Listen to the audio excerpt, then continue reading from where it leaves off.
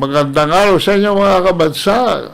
Kayo po ay nasa iparas kay paras at ito po si Ado Paglinaman na bumabati sa inyo ng isang magandang araw. Secretary? Magandang araw, paring Ado.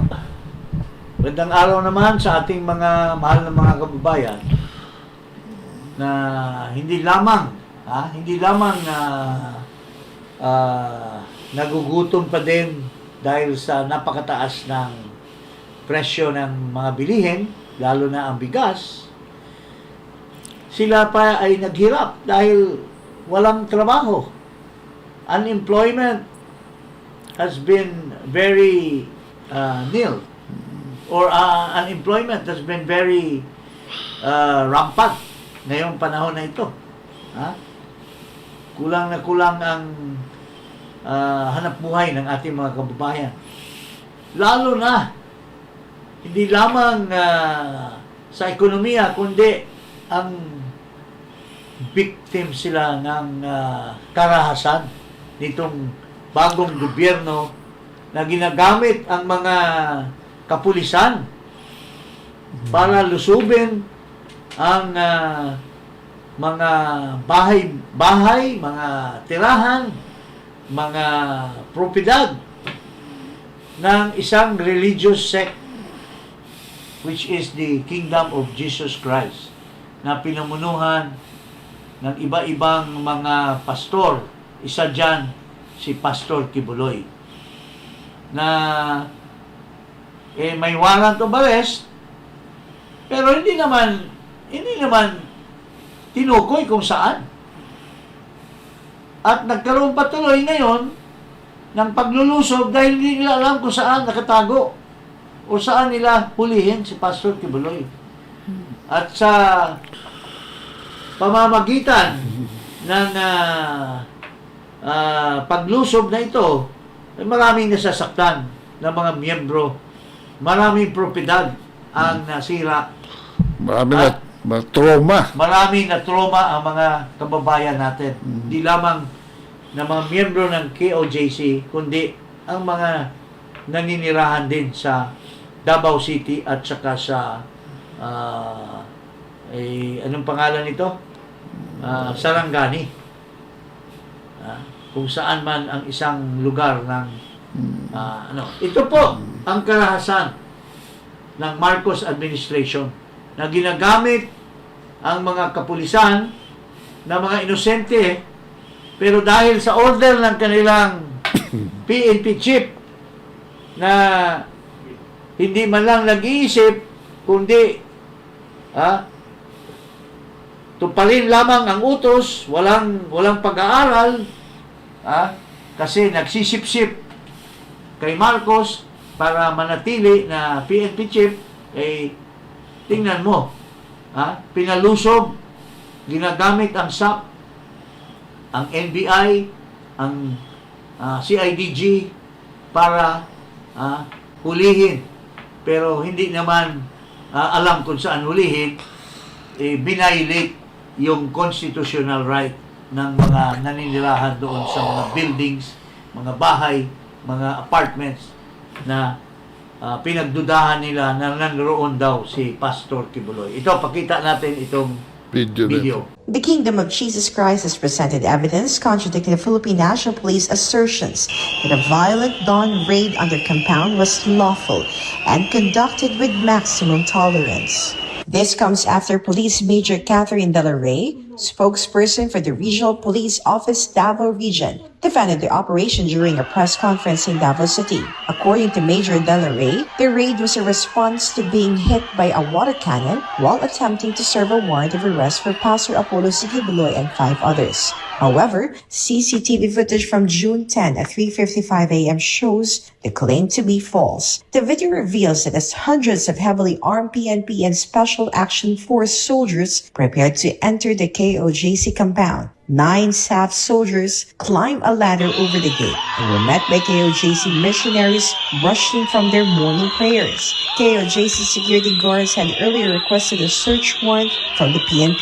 When the officers could not produce one, the guards informed them to wait for the kingdom's lawyers. Despite this, the PNP ignored the request and proceeded to set up ladders to enter the compound. As more soldiers forced their way in, KOJC missionaries formed a human barricade to prevent the illegal entry. The escalation continued as more SAF soldiers entered, resulting in injuries to several missionaries, including women. Attorney Kay Laurente, KOJC counsel, noted that one woman was injured on her face by a military boot, and 2 male missionaries were also hurt. Faced with the aggressive incursion, the KOJC missionaries resorted to using a water cannon to defend themselves. Attorney Laurente also challenged Major Dela Rey's claim that the PNP had no choice but to break the gate at the Glory Mountain property of the KOJC and Tamayo Mount Apo, because the missionaries did not allow them to enter. According to Laurente, the soldiers did not have a search warrant and were told they could enter once one was produced. The soldiers refused and violently broke down the gate.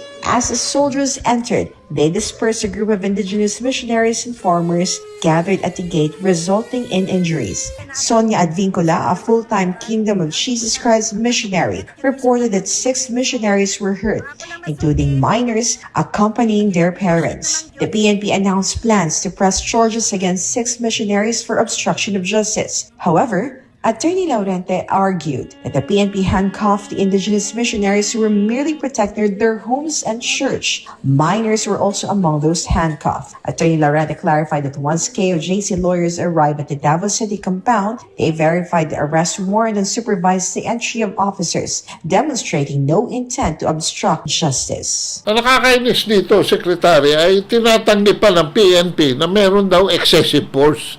Kita-kita. Kita naman. My goodness naman. Ultimong yung mga sundalo nila, mga soldiers na inosente, kung bigyan mo lang ng pagkakataon yan, magsasabi ng totoo yan. Tsaka sila mismo parang walang gana. Para sila. Alam mo, mga kababayan, para talaga matustusan ninyo o paliwanagan kayo kung ano ang kaharahasan, kababuyan na ginamit ang puwersa ng Philippine National Police. Ang mga inosenteng mga pulis ginamit nitong mga powers that be, na atat na hulihin si Pastor Kibuloy. Ito, sa isang tao na nagsakripisyo, dati siyang NPA, dating NDF, dahil sa pakiusap ng gobyerno na bitawan na ang karahasan, si Eric Celis ay sumama at tumulong sa puwersa ng gobyerno sa panahon ni President Duterte at tugisin ang mga NPA. Ituturo kung sino-sino ito at tumulong siya para mabigyan ng magandang background kung ano ang sistema ng NDF, New People's Army at NPA. Ito po, sinasabi ni Ka Eric exactly what happened and ano ang nangyayari ngayong karahasan, walang pagrespeto sa karapatan ng taong bayan, lalo na ginagamit sa politika ang ating mga kapulisan. Ito po si Ka Eric. Mga kababayan, alas 4 po ng madaling araw, lumusob po ang parang mga ala-Gestapo ng Nazi Germany na mga hukbo ni Adolf Hitler nang ako'y nanonood po sa YouTube at sa Facebook Live kanina. Tumutulo po ang luha ko. Pilipinas nating mahal. Hindi ko alam kung may gobyerno pang bansang ito. Hindi ko alam kung ano ang puso mayroon ang mga namumuno ng Philippine National Police. General Marbil, you have to be called out. You are the chief of the Philippine National Police. Ipinapahamak po ninyo ang mga kapulisan ang mga kawawang mga utusan ng mga pulis na nanggaling po ang mga pamilya nila sa hanay ng mga manggagawa at magsasaka dahil sa maruming laro ng politika ninyo. Kayo po ang may unang pananagutan sa iligal na pagpasok na ito sa compound ng Kingdom of Jesus Christ sa Davao City, sa Prayer Mountain sa Tamayong, sa Glory Mountain na winasak nyo ang gate, pinadapat, tinakot nyo mga tao doon, sa Samal Island, sa Kitbug Mountain area. 5, 6 na properties po yata ito. Mahigit 2 batalyon ng SAP ang pinadala ninyo. General Marbil and President Marcos Jr. and Secretary Benhor Abalos ng DILG. Sa inyong mga kamay po nang gagaling ang ganitong uri ng kapangahasan at karahasan. Ang bitbit ninyo ay warrant of arrest, hindi search warrant. Ang elemento ng warrant of arrest dapat may direct knowledge ang magsiserve ng warrant na nandun sa lugar na yon ang target para isilbi ang warrant of arrest. Kung wala man, kailangan nakiusap ng maayos, hindi pinwersa. Bakit nagpadala kayo ng 2 batalyon ng mga pang-combat na SAF? Ano ito, mamasapano? Ano ito, mga armadong grupo ng CPP, NPA, NDF, ng BIFF, ng Mauti ISIS, ng Ansar al-Khalifa, ng Dawla Islamiyya, Abu Sayyaf? Ganon po ba ang Kingdom of Jesus Christ? General Marbel, mag-isip-isip po kayo. Your name must be called out. You have to stand and face trial for the people for using the Philippine National Police as an organization like a Gestapo. General Marbel, wala pong martial law sa bansang ito. Pangulong Marcos Jr. at Benhor Abalos, Secretary ng DILG, you do not own the government, neither do you own the entire absolute power in government. Why do you impose powers similar to Gestapo, Nazi Germany during World War II? Ang bansang ito ay huling pumunta ko sa aking paglalahad sa Pilipinas nating mahal. Ang alam ko, ang gobyerno na namumuno sa Pilipinas ay mga Pilipino, hindi Gestapo. Hindi po mga Hapones na mananakop at sumira at nagwasak ng bayang ito. Do we still have the government that respects the law? Marcos Jr., saan ka man lupalop ng daigdig kung nandito ka sa Pilipinas? Parang wala ka naman palagi dito. Hindi po ang mga ground commanders ang kusang pumunta o CIDG o SAP lamang na pinamumunuan ni General Pispis. Ito po ay kautusan na inaprobahan ng Chief of the Philippine National Police. Ito po ay kautusan na kinonsinti ng DILG Secretary. Ito po ay kautusan na illegal na kinonsinti mismo ni Marcos Jr. No ifs, no buts.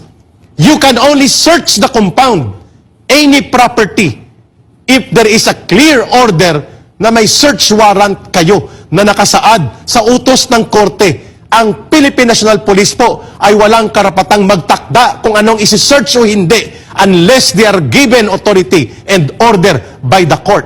At saka, paring Ado, hindi lang yung mga sinasabi ni Ka Eric.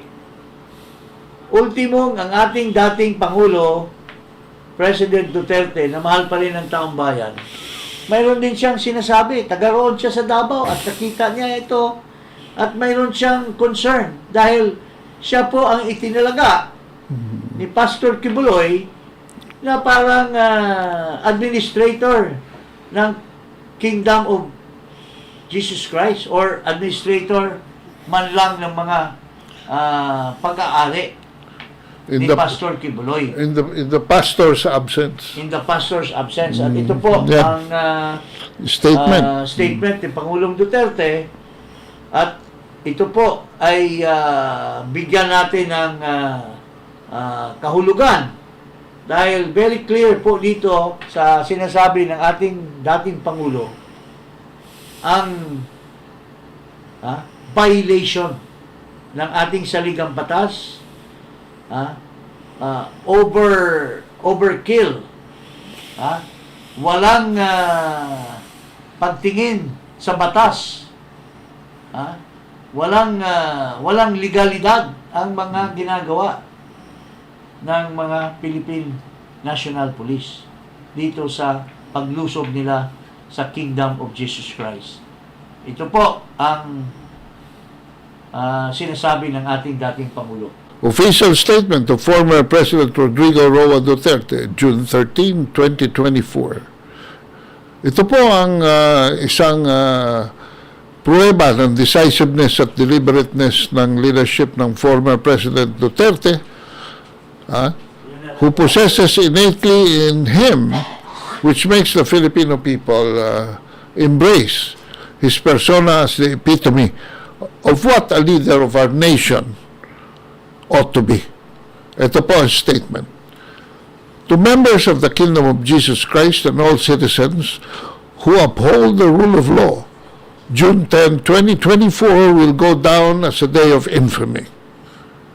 Heavily armed battalions of the Philippine National Police Special Force and the Criminal Investigation and Detection Group raided various church compounds in Barangay Buhangin and Tamayong, Davao City, Glory Mountain in Q Sands Baptismal Resort in Samal Islands, and Kitbog Compound, Malungon, Sarangani Province, ostensibly in a coordinated effort to serve warrants of arrest on Pastor Apollo Kibuloy. Except for the over-publicized arrest warrants, the raiders did not present any search warrant in all of the church properties raided by the law enforcement agencies. This is a clear violation of the law. It was an overkill in any language. This act cannot go unpunished. While I am saddened to do this given my personal and in the past official support for the police and the armed forces of the Philippines, my duties as administrator of the church properties demand that I take legal and appropriate action. In line with this, I have ordered not only the preparation of affidavits of all members aggrieved and traumatized by the said unfortunate incident, but also an inventory of church properties destroyed as a consequence. It is incumbent not only upon the church but also upon officers of the law to take appropriate action, considering that said trespass was beamed by the social media all over the world and thus sent the wrong signal that this country has become a police state with no respect for the law and religious institutions. While the damage has been done, the opportunity is there to rectify the errors brought about by the trampling of basic rights of in the conduct of this illegal raid by granting the reliefs and legal remedies provided by law. It is unfortunate that the obsession of this administration to demonize Pastor Kibuloy, even before he could be convicted by a court of law, is a clear maneuver to divert attention from the deepening crisis spawned by the corruption, incompetence, and abuse of authority. Again, it is with a heavy heart that I am constrained to take action against all those responsible for the coordinated but illegal raid. Notwithstanding my personal convictions, the law must be upheld. And let this be a warning and a lesson for all those who follow and implement illegal and unlawful orders, that there are grave consequences for blind obedience. Okay. So, mga kababayan, ito po, klarong-klaro ang sinasabi ng ating dating Pangulong Duterte. Ngayon, nanggaling ito sa bibig mismo, ultimong conviction ng ating dating Pangulong Duterte. Ngayon, nagtataka lang ako or napag-isip ako, ano ba po ang ginagawa ng mga kasama niya? Tulad namin ngayon na nagsasalita kami at hinihikayat natin ang taong bayan na pagbigyan ng diin ang sinasabi ng ating dating Pangulo. Mayroon tayong mga nakinabang kay President Duterte nung panahon na siya ay ha, isa pang Pangulo at malakas ang kanyang hatak na magkaroon man lang ng tulong doon sa mga gustong magtakbo na senador, magtakbo ng mga congressman. Pero dito, sa panawagan ni President Duterte, mayroon ba tayong nakikita na mga senador, yung mga nakinabang sa kanya, yung mga senador na may pag-iisip, may pagtingin sa batas, na imbestiga man lamang dito sa pangyayari na ito, mag-privilege speech man lamang dyan sa House, dyan sa Senado, or doon man lang sa House of Representatives. Kung sino man yung mga may pag-iisip na talang ang ating bayan ay napupunta na sa kangkungan, mga kababayan, I give you a challenge. Kayo, dyan sa Senado, na wala man lang sana kayo dyan kung hindi kayo kinimpanya ni Duterte nung nangailangan kayo at nag-ambisyon kayo na maging senador. Anong kibo nyo dito sa mga hamon ng ating dating Pangulo? At panahon na 2025 next year, I'm sure a lot of you will come again and ask PRRD to campaign for you. Pero, I don't know. Sa kabaitan ba? Doon man lamang papunta ang tulong ni Pangulong Duterte?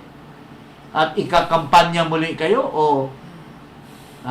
mag-isip-isip na uli ang ating Pangulo kung may initiative pa ba siya na makipagtulungan sa mga tao na wala man lang pagtingin sa kanyang mga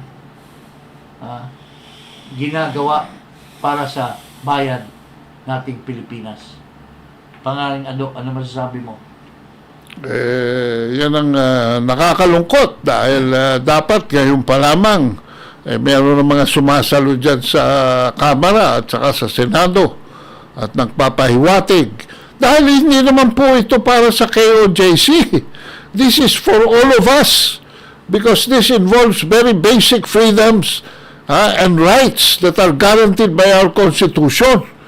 Kung hindi ho tayo magagalit, no? Katulad ng ibang mga humihingi na ngayon ng pag-alis ng ating Pangulo. Katulad niyang MAD, di ba? Marcos, alis dyan, sabi. Bakit? Dahil sa mga ganito nangyayari.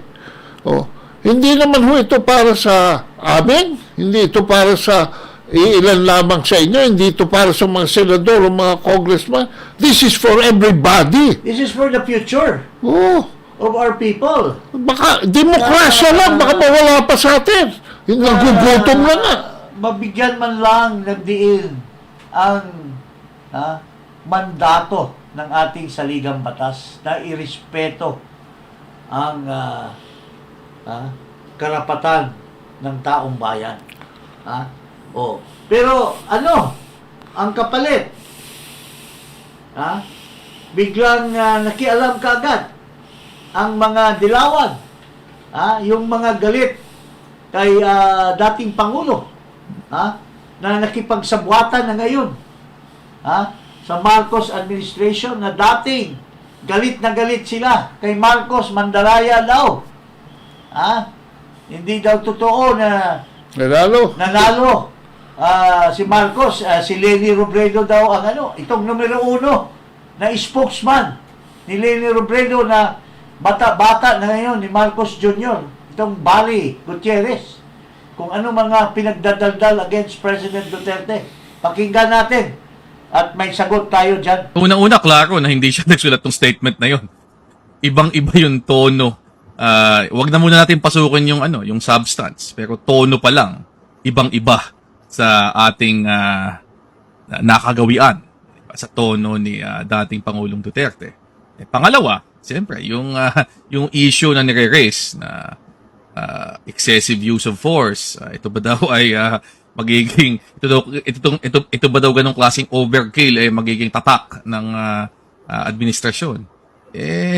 Una, klarong-klaro nung panahon niya, yun talaga ang tatak nung kanyang administrasyon. Hindi lang aresto, kundi outright na pinapatay ang mga suspect. In fact, sa madaming pagkakataon, he was quoted as giving instructions sa pulis na shoot to kill. Diba? Patayin ang mga suspect, barilin nyo yan, etc. Nagiging spokesman na ba itong kulukoy na ito? Na dating spokesman ni Leni Robredo na galit nung inaakusa si Leni Robredo ni Marcos na mandaraya, at ito ang spokesman. At anong sinasabi nitong kulukoy na ito? Ha? Unang-una, Secretary, Ha? hindi si Duterte issue rito, ulol. Ulol talaga nito. Ha? Okay, ipaliwanag mo nga dito kasi ngayon dahil wala talagang nangyari sa kanilang administrasyon. Puro daldalan, walang napanalo na senador, yung kanyang kandidato pagka-presidente, winipe out ni Marcos, of course, with the help of Sara Duterte. Of course, that should be emphasized. So, ngayon, biglang kakampinan niya ngayon si Marcos. Dinidepensahan na niya ngayon ang mga gawain ni Marcos against the past na ginagawa daw ni Duterte. Nasaan ka, Mr. Gutierrez? Mr. Gutierrez, noong panahon ni Duterte. Bakit hindi mo dinipensahan yung mga tao na sinasabi mong pinapapatay? Nasaan ka? Where were you? Are you hiding behind the skirt of your lady na may ambisyon na maging Secretary of Education at gustong patalsikin sa sala? Ay, mahiya ka naman, Mr. Gutierrez, sa mga pinagdadaldal mo. Ito pa, may isa pa dito na mga tauhan ni Noynoy Aquino. Itong Gutierrez, tauhan ni Noynoy Aquino din yan. At tauhan ni Leni Robredo. Ito naman, tauhan. Political advisor daw. Ito, ni Abnoy. Noong panahon ni Noynoy Aquino na bilang Pangulo. Anong pinagdadaldal? Pakinggan naman natin kung anong pinagdadaldal niya. Kasi nagbitaw ng salita si Ginang Sara Duterte in condemning what transpired in Davao City by the harassments and atrocities made by the soldiers against the kingdom of Jesus Christ. Pakinggan natin. Expert daw na political analyst ito. Pakinggan natin ito. Good morning, Karen. Happy Independence Day. Happy Independence Day to you too. I was going to say the last time. Yeah. Go on. Congratulations sa previous interview mo. Ang galing. Thank you. Thank you. Sa Pogos, natumbok mo lahat ng mahalagang issue. Thank you, sir. All right. Now, what's interesting is the last few months you were here, it was almost like you opened Pandora's box and you prophesied the future. And now it's happening right before our very eyes. The Vice President herself already declaring unity was only good for the 2022 elections. First, what do you make of the Vice President giving that opinion? Because to be fair, she's been silent for many months. Nitong mga nakaraang buwan, I think she was trying to balance the attacks of her allies and families kay President Bongbong with her maintaining her position as Secretary of the Department of Education, which is the biggest department in our government. Lalo na sa context na nawala yung kanyang hundreds of millions of intelligence and confidential fund. So to maintain her position in not only in government but in the public sphere, she has to maintain that very important position. Kung sasama siya sa mga atake ng kanyang kapatid, ng kanyang kaalyado, ng kanyang tatay, talaga matatanggal siya sa DepEd. So it's also partly survival nito nakaraang mga buwan. Pero ngayon, mukhang tapos na yung moment na yun. Siya mismo inamin niya na wala na yung unit team. Medyo nakakatawa lang dahil usually yung mga coalition na yan, they survive until matapos yung term. Dito, inaamin niya para lang sa election. No? Medyo very revealing yun. Hindi lamang tungkol doon sa coalition, kundi doon sa uri ng ating political system. Unang-una, this guy claims to be a political analyst. Kailan ba naging political analyst ito? Ewan ko. Ha? Nung panahon ni Noynoy Aquino, invisible ito. Invisible, oh. Nangliligaw lang ito doon sa Cebu. Mayroon pa akong siyang kaibigan na nagsusumbong dahil tuwing dumadating daw to sa Cebu, tumatakbo itong friend ko. Hindi ayaw makita. Ang pangalan nitong friend ko, si Happy. Nangliligaw, panay daw padala-dala ng habang imbis na mag-silbisyo sa kabinete ni Noynoy, nangliligaw.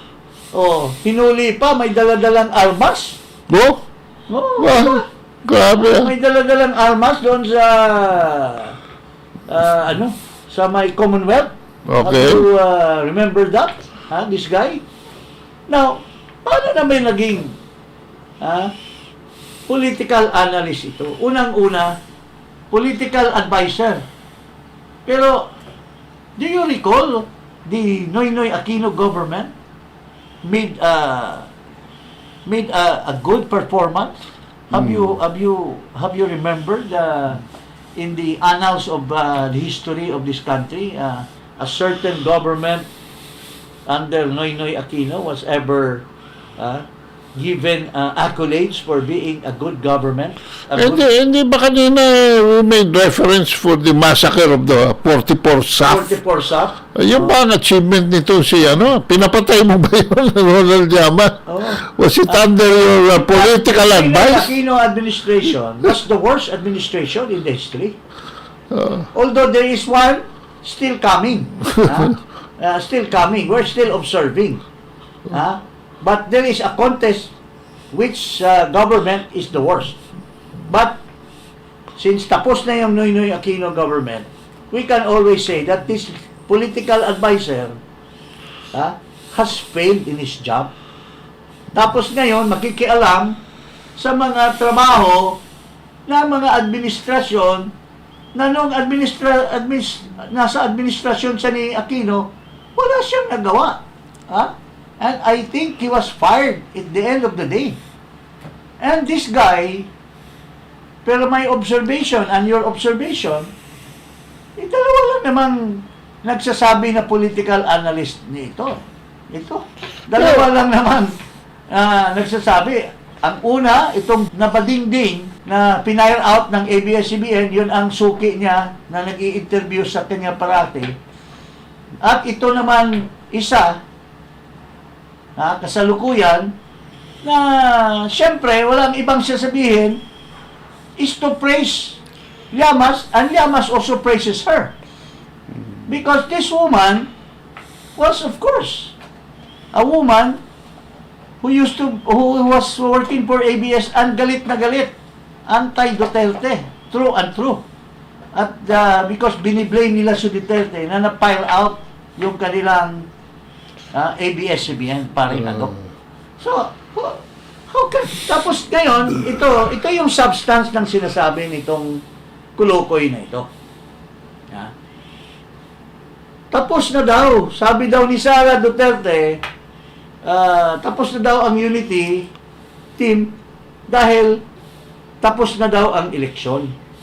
Mr. Llamas, kung ikaw, political analyst, very clear. Siyempre, nagkaroon ng unity team si Marcos at saka si Sara para ikampanya yung 22 election. Oh. So, tapos na. Nanalo na sila. Oh. So, what is the next election? 2025? 2028? Oh. Siyempre, there's no more unity as far as election is concerned. And that is exactly what the Vice President is saying. Kung hindi ka Popols, you would have easily comprehended the statement of the Vice President na there's no such unity anymore as far as election is concerned because the unity team was just a product of the Marcos Sara Duterte campaign in 2022. Pero kung ako si President Marcos at si Lisa Araneta, mag-iingat ako twice over sa mga taong ganito. Yes. Why? Because sa kaintrigan nyo, are you saying that Marcos is better off without Sara Duterte as Secretary of Education or with Sara Duterte as Secretary of Education? The only achievement ni Marcos is in the educational field. Pag yan inalis nyo pa, you are throwing Marcos not only yung cabinet niya, no? But yung kanyang political future to the wind. Mag-ingat ka, buhog-buhog dito sa mga, alam mo, intrigero itong mga to kaya nawawala ng buhok. Yung unang, intrigero, siyempre, wala lang unity team dahil, of course, well, what if Sara will put up her own candidates for the senatorial? Bakit? Hindi sila magkatugma ni Marcos. Why? Because it's pretty obvious, Mr. Llamas.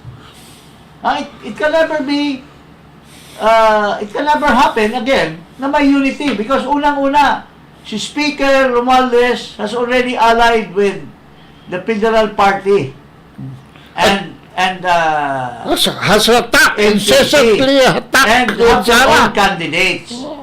Si Sara has her own set of candidates. Kasi hindi naman siya kasama dyan sa mga partido na nagbuklod-buklod. So, doon pa lang obvious na, Mr. Llamas, kung totoo na political analyst ka, na which you are not, kasi yung bading lang naman ang nagpapatunay sa'yo na kinik out ng ABS at saka itong babaeng ito, sino pa bang nag-i-interview sa'yo? Yung iba, wala naman eh. So, sasabihin mo, mali si Sara na sasabihin na wala ng unity team?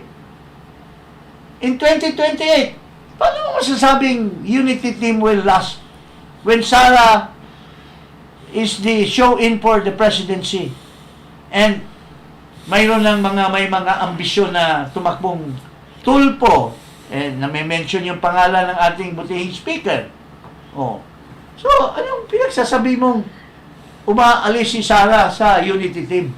When, in the first place, the unity team was only an ad hoc for the purpose of campaigning and winning for the 2022 presidential election.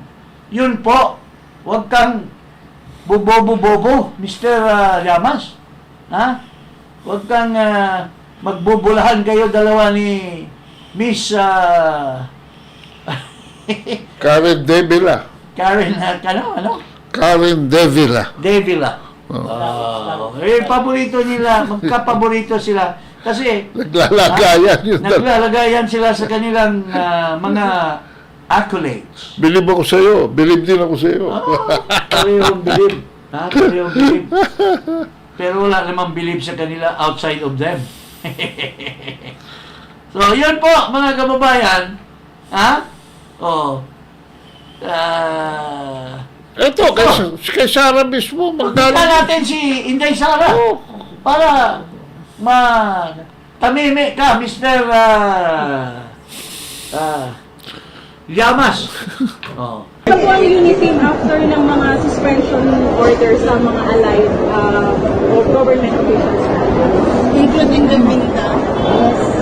Including the rumored suspension order for Mayor Baste and Vice I think nakubad na ako na kanina question kanian ko sa isa ka unity was the tandem during the 2022 elections.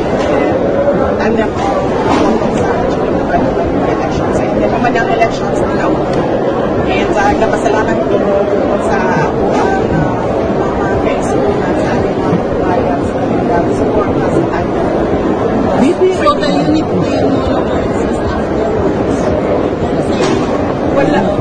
we are not candidates. The unity team was purportedly for the purpose of the 2022 election. Because the unity team was for campaigning. It's not for governance.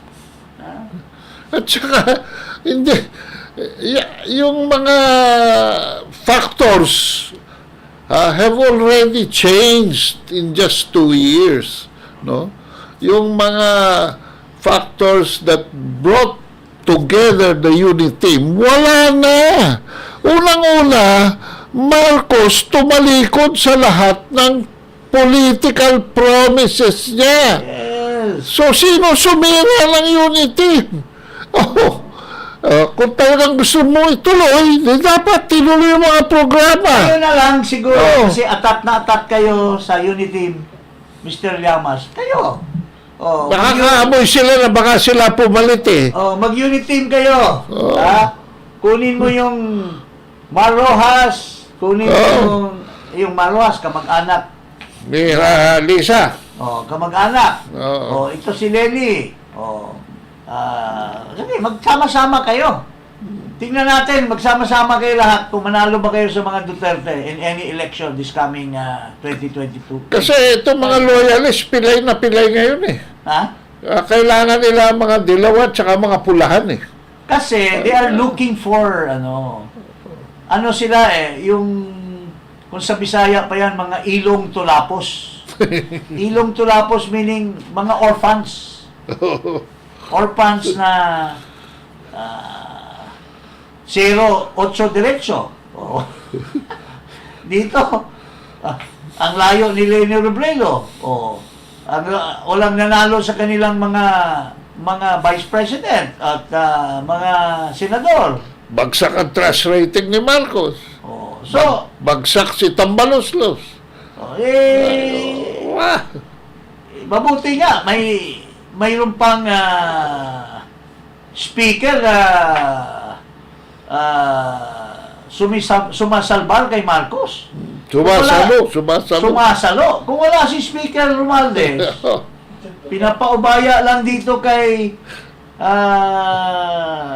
Lisa T.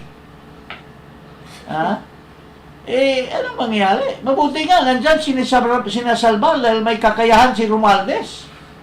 Kung walang kakayahan yan, parehong drop out. Si Romualdez, abogado yan. Ito si Marcos, saan bang lupalop yan na nag-graduate? Itong si LT. Nakapag-practice ba talaga ng lawyer kung saan-saan? Yun nga po, mga kababayan. So, swerte nga kayo, nandyan pa si Sara, hindi umiwas, hindi umalis. What if Sara will just plainly resign? She will remain as Vice President. She doesn't need a Secretary of Education's position because she can stand on her own 2 feet. Hindi, tsaka yung programa niya, matatag curriculum is already under implementation, completion to 2028. At saka, wala lang gagawin niya. Llamas, parang mag-aral ka pa muna para siguro masabi talagang analyst ka. Kulang ka sa political disanalyst ka eh. Kaya ang daming natatawa every time you show up in an interview. At saka lagi nakaganon yun. Pagka, Oo.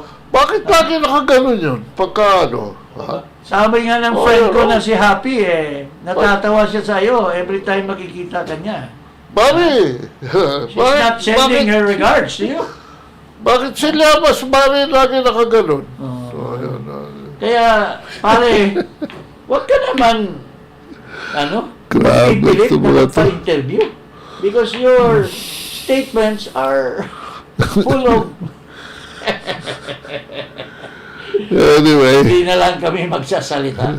Okay, so, yun po. Pakinggan nyo ang sinasabi ng Pangulong Duterte. Okay? So, that is where the real thing will Belongs. come about pretty soon. Magandang hapon po. Huwag kalimutan mag-subscribe dito sa Iparas kay Paras at i-click ang notification bell at mag-subscribe din po kayo sa YouTube at Ado Paglinawan. Okay? Magandang araw. Iparas kay Paras. Maraming salamat po.